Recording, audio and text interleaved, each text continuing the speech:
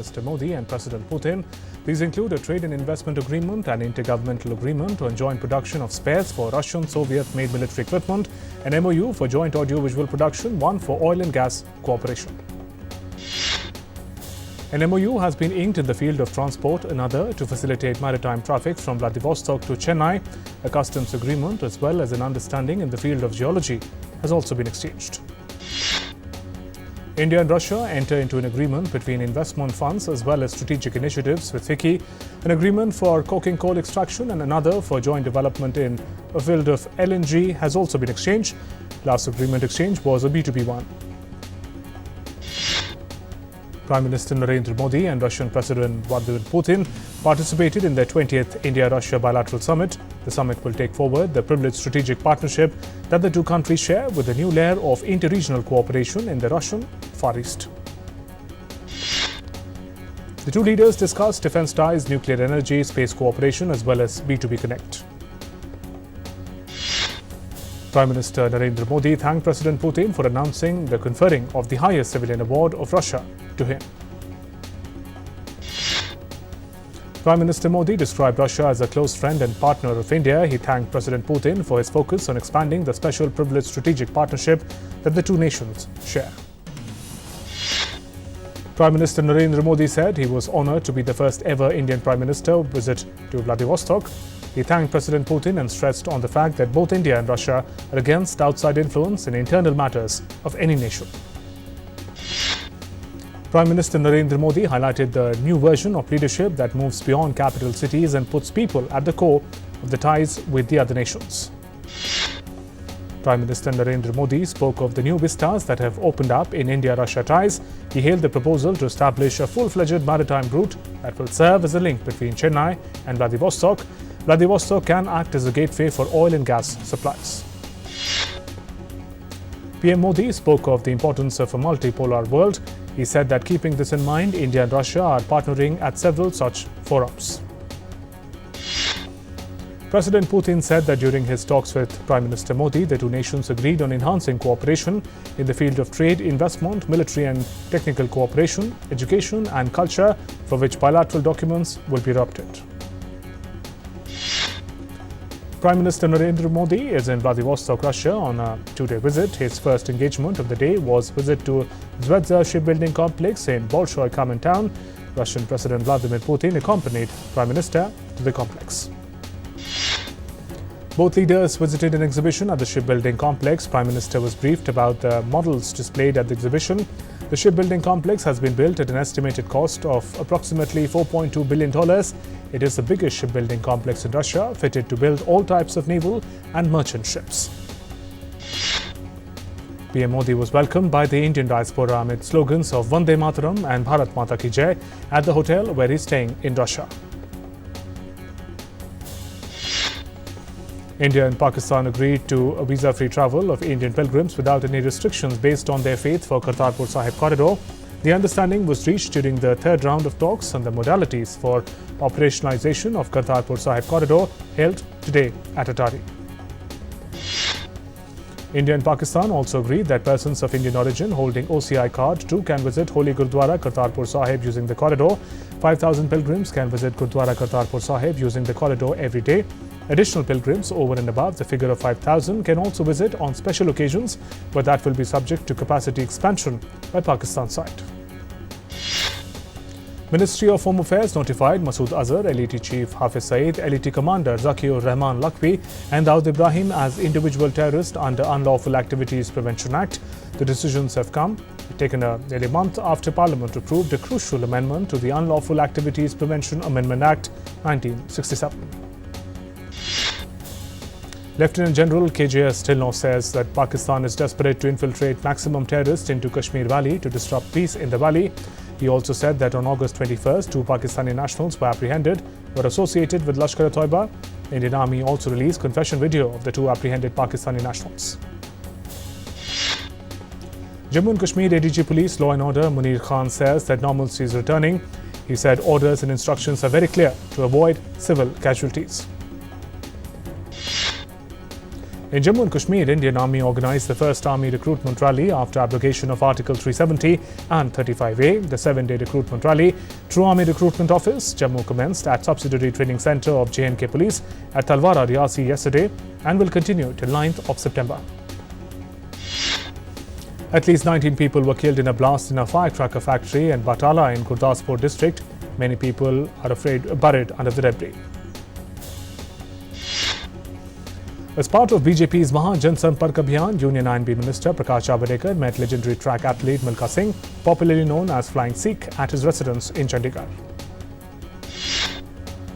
Union INB Minister Prakash Javadekar also met R.K. Sabu, noted industrialist and philanthropist of Chandigarh, ex-world resident of Rotary International. INB Minister Prakash Javadekar met former Army Chief General V.P. Malik as part of BJP Sampark for Samarthan Abhiyan in Chandigarh. The second deorbiting maneuver for Chandrayaan-2 spacecraft was performed successfully today, beginning at 3:42 hours IST as planned using the onboard propulsion system. The duration of the maneuver was about 9 seconds. The lander is scheduled to power descent between 100 and 200 hours IST on September 7th, which is then followed by touchdown of lander between 1:30 and 2:30 hours IST. Mumbai and its suburbs are experiencing incessant rainfall since early morning. Schools have been closed and train services and flights affected. The Indian Met Department has issued red alert for Mumbai and some parts of Maharashtra, saying there is possibility of heavy to very heavy rains today. The Brihan Mumbai Municipal Corporation has requested Mumbaikars to avoid venturing near the sea or walking in waterlogged areas. Other parts of Maharashtra such as Thane, Palghar, Raigad, Pune, Satara are also witnessing heavy rainfall. Sensex, after swinging 367 points in a highly volatile session, the 30-share index ended 161.83 points or 0.44% higher at 36,724.74. The broader Nifty, after opening on a flat note in the morning, traded in the range of 10,858.75 and 10,746.35 during the session.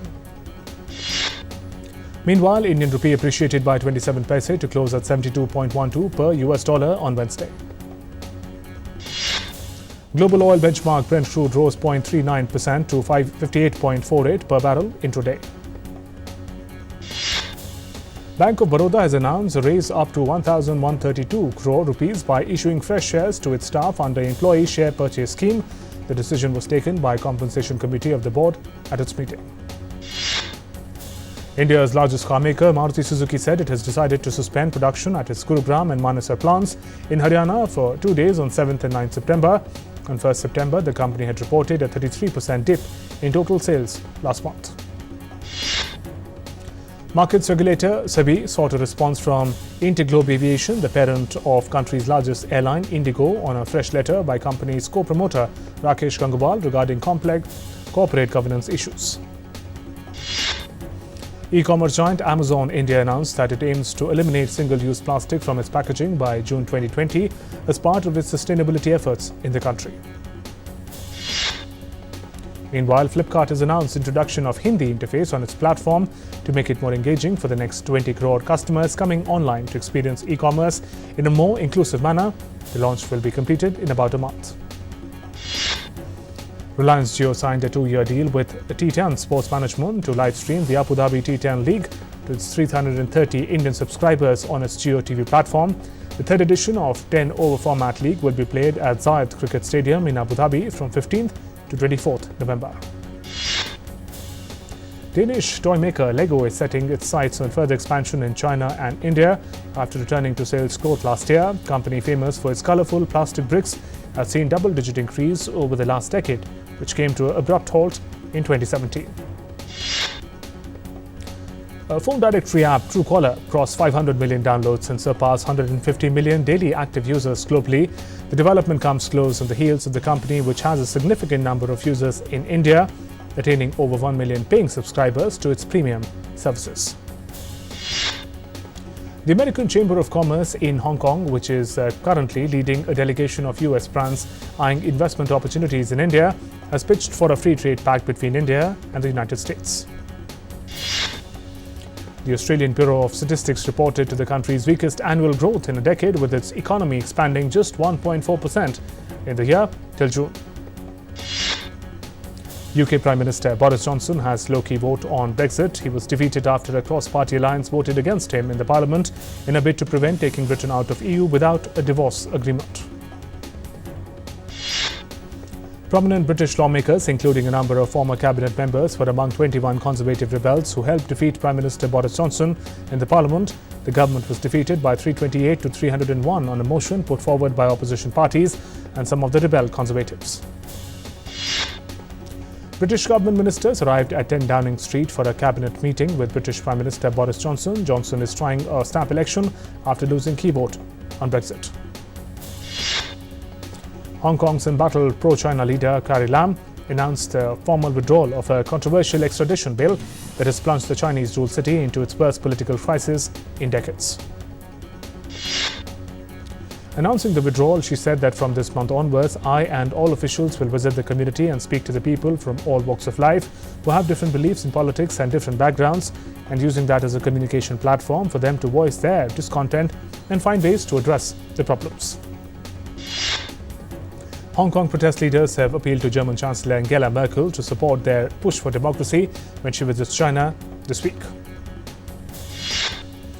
Pentagon has freed $3.6 billion to build 175 miles of wall on Mexican border. Secretary of Defense Mark Esper has authorized the diversion of military construction funds for 11 wall projects on the southern border with Mexico. Walmart said it will discontinue sales of ammunition for handguns and some assault-style rifles in stores across the United States. This is a response to the recent mass shootings in Texas and Ohio. Pope Francis left Rome's Fiumicino airport on his second visit to sub-Saharan Africa. He will spend most of his week-long trip to Mozambique and Madagascar and briefly visit Mauritius at the conclusion of the trip. Most powerful Atlantic hurricane on record, Hurricane Dorian lashed parts of Florida's coast with wind and light rain as it pounded Grand Bahama Island. Dorian has killed at least 7 people in Abaco Islands in the northern Bahamas. Protesters staged a demonstration after Tunisian appeals court upheld the detention of presidential election candidate Nabil Karoui on suspicion of tax fraud and money laundering. Karoui had sought to be freed, but the court rejected the demand to release him. A group of angry Nigerians took to the streets of Lagos after violence against foreigners in South Africa, targeting South African franchise Shoprite. The protesters threw stones and destroyed property around the area. South Africa's President Cyril Ramaphosa has condemned a wave of looting and violence that has mostly targeted foreign nationals.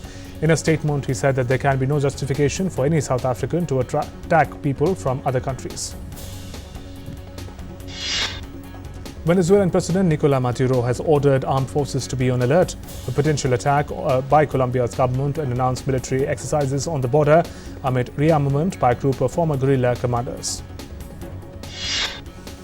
Venezuela's opposition leader Juan Guaido backed the use of satellites to help locate guerrilla groups that have crossed into Venezuela from neighboring Colombia. Political tensions spilled over in the Haitian capital after opposition supporters reportedly ransacked offices in parliament to impede a session with lawmakers. The incident comes after months of protests. At least 5 people were killed and 6 were injured after a bus carrying 27 people, mostly Chinese tourists, rolled over on a highway in New Zealand's North Island, New Zealand police informed. Days after a fire on a scuba diving boat killed 34 in California, an investigation has been launched to investigate the cause of the fire. National Transportation Safety Board members said 16 investigators were already taking part in the investigation, including specialists in operations. People of Santa Barbara today paid their tribute to the victims of a boat fire incident. Scuba diving boat caught fire on Monday, which killed around 34 people on board. Russians mourn victims of a deadly school siege which took lives of more than 300 people 15 years ago. Mourners attended the memorial ceremony at the Bullet-Scar Gymnasium, where photographs of the dead lined the walls. The relatives of the victims brought flowers. Union Sports Minister Kiren Rijiju has written a letter to UK Secretary of State for Digital, Culture, Media and Sports Nikki Morgan seeking her intervention for inclusion of shooting in 2022 Birmingham Commonwealth Games. Shuttler PV Sindhu was honoured by Union Minister Dharmendra Pradhan in New Delhi today. Sindhu expressed her happiness and gratitude at this honour. Roger Federer was knocked out of the US Open after losing to Grigor Dimitrov in the Grand Slam quarterfinals. Dimitrov came from 2 sets to 1 down to shock the 5-time champion 3-6, 6-4, 3-6, 6-4, 6-2, advancing to his first semi-final in Flushing Meadows. In the US Open, Dimitrov will now face Russian 5th seed Daniil Medvedev in the last 4.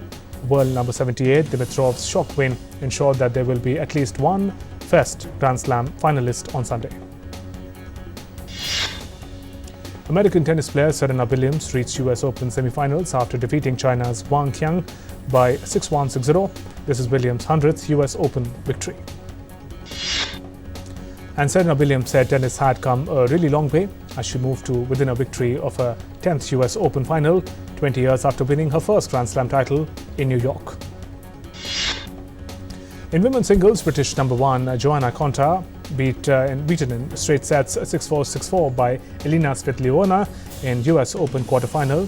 Svitolina, the highest seed left in the draw, will play American 23-time Grand Slam champion Serena Williams in the last 4.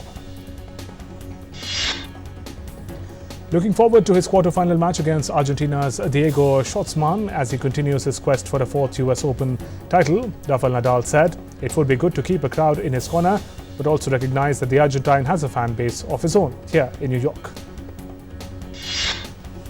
England and Australia enter into the battle again as the 4th Ashes Test match is underway at Old Trafford. Australia won and chose to bat against England. Australia had lost the 3rd Test by 1 wicket and surrendered a 1-0 lead in the 5-match series. Despite Usman Khawaja failing to find a spot in the 12-man Australian squad for the 4th Ashes Test match, Australian skipper Tim Paine said that 32-year-old is a key player in the team and is expected to bounce back strongly. Pacer Greg Overton has replaced Chris Woakes in the England's team for the 4th Test match of the ongoing Ashes. Currently, the Ashes is levelled at 1-1. Colin de Grand Homme and Tom Bruce played knocks of 59 and 53 respectively to give New Zealand a win by 4 wickets against Sri Lanka in the second T20 international of the 3-match series at Palakkal. With this win, the Kiwis have gained a 2-0 lead in the series. Meanwhile, Captain Lasith Malinga said losing does not matter as long as his team shows character. After Sri Lanka was defeated by New Zealand in the second T20 international match on Tuesday, the two sides will play 3rd T20 on 6th of September. Zimbabwe Cricket confirmed that skipper and captain Hamilton Mazalkadze will be retiring from the international cricket after conclusion of the upcoming T20 international series against Bangladesh and Afghanistan. Opening batsman Paul Stirling announced to have signed a contract with Cricket Ireland and will be leaving Middlesex County at the end of the season. He will be leaving the club after spending about 10 years. FIFA unveiled the official emblem of the 22nd edition of FIFA World Cup, which is scheduled to be hosted in Qatar. The unveiling took place in Qatar's capital, Doha. India's Ajay Daruwala earned his 6th podium of the season and moved up to the 2nd position after round 6 in the FIA Formula 3 Championship. The Indian football team's goalkeeper Gurpreet Singh Sandhu says his team has a good chance of upstaging Oman in Thursday's World Cup qualifying opener if it plays with fearless approach. Former Indian captain Shanta Rangaswamy said that Mithali Raj took the right decision by retiring from T20 International as it will help her focus more on the 2021 ODI World Cup. Japan's wait to host her first ever Rugby World Cup on Asian soil is almost over, with the tournament opener between the Brave Blossoms and Russia at Tokyo Stadium set to kick off on 20th of September. The second edition of Jaipur Literature Festival will be held in Houston on 13th and 14th September as part of the larger umbrella of the literary event in the US. Hailed as one of the greatest literary shows globally, the JLF after Houston will be held in New York on 17th and 18th September and Colorado on 21st to 22nd September.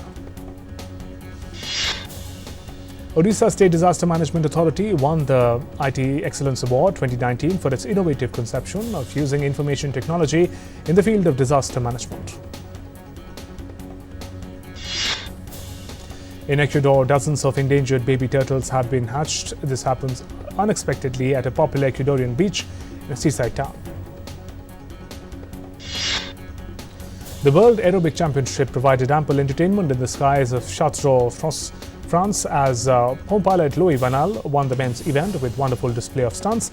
30th edition of the championship drew big crowds to the French town.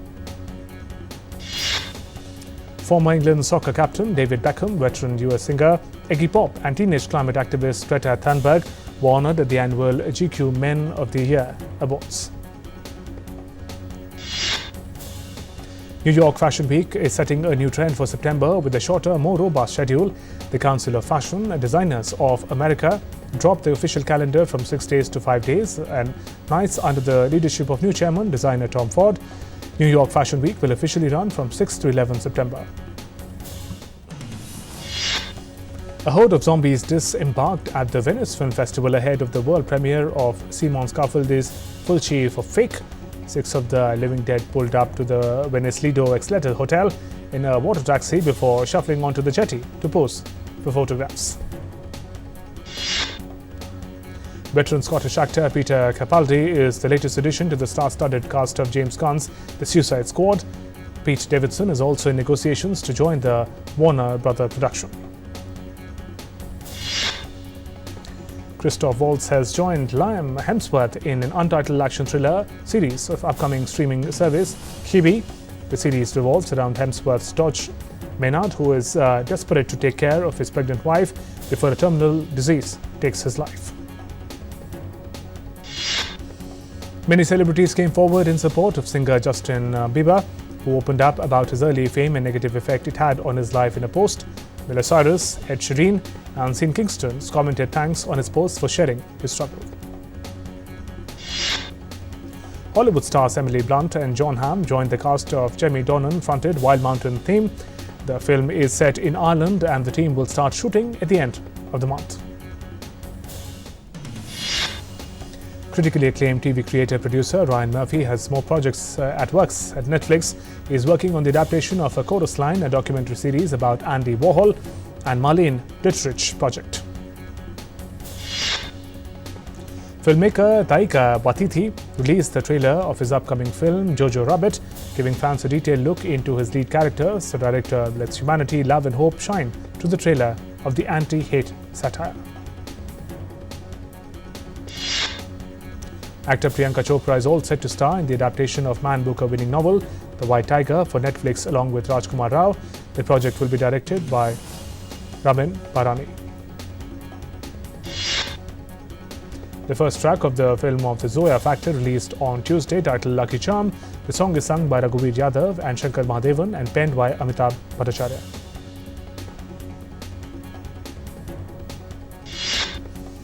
Boney Kapoor, along with his 2 daughters, unveiled the wax statue of late Sridevi at Madame Tussauds, Singapore. The actress has been immortalized in her Hawa Hawaii look from Mr. India. And Sujit directorial action thriller Saho, starring South star Prabhas and Bollywood actress Shraddha Kapoor, crossed the 100 crore mark.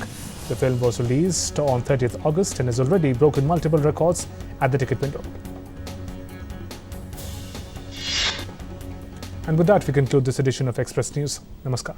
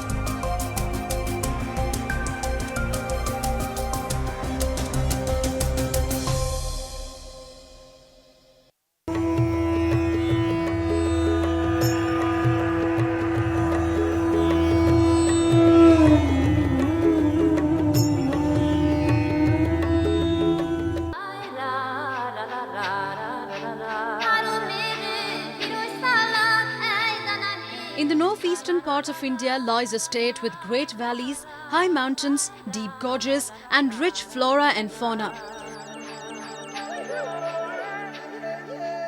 This is the vibrant hill state of Nagaland. Start your Nagaland journey from Kohima